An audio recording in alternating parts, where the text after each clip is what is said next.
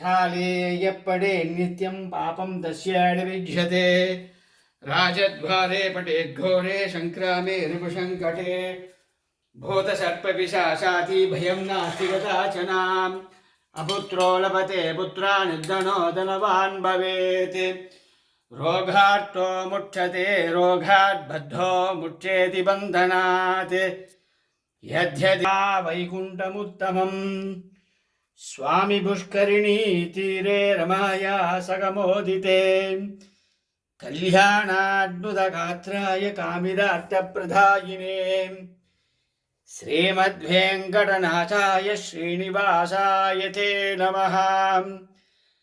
वेङ्कटाद्रमं तानं ब्रह्माण्डे नास्ति कञ्चन वेङ्कटेशसमादेवो न भूतो न भविष्यति।